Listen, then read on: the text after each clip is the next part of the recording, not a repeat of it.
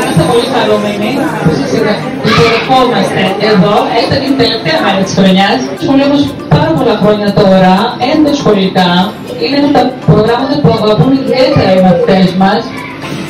Είναι άμεσα κατανοητό, ξέρετε, και βιωματικό. Είναι εύκολο να το δουλέψεις. Είναι εύκολο λοιπόν τα παιδιά να μάθουν να νεκρώνουν χαρτί, πλαστικό μέσα στις τάξεις τους, να το μεταφέρουν και στην οικογένεια, να εμπλέκουν δηλαδή και τις οικογένειές τους, που σημαίνει ότι σιγά σιγά γίνεται βίωμα και έτσι αρχίζουν και νιώθουν ότι προσφέρουν ένα κομμάτι κι αυτοί προς την προστασία του πλανήτη. Γιατί αυτό δεν είναι και ο απότερος σκοπός μας, κάπως να συμβάλλουμε προς την προστασία του ευρύτερου σπιτιού μας, του πλανήτη μας. Αγαπώ, αγαπώ τα πουλιά που κελαϊδούνε, τα ριάκια που κυλούνε και ποδώ. Και ποδώ να ανατρέψω τον αέρα και να ακούσω τη φλογέρα του βοσκού, του βοσκού.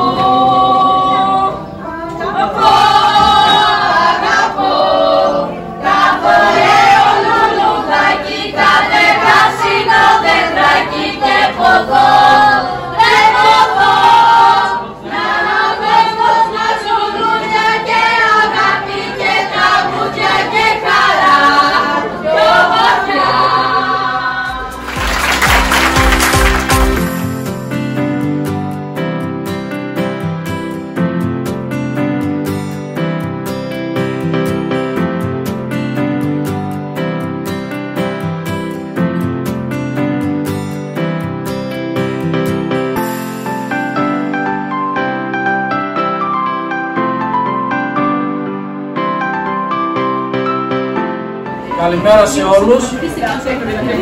Ευχαριστούμε που πήρατε μέρος στο σχολικό διαγωνισμό και συγχαρητήρια για την πρωτιά που πήρατε ως πρώτη σχολική μονάδα μέτρησης των ανακυκλώσιμων υλικών.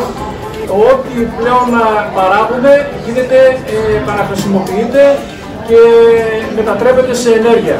Δημιουργείται κάτι νέο, κάτι καινούργιο και ο Δήμος αποκτάει μια άλλη μορφή, μια άλλη δύναμη.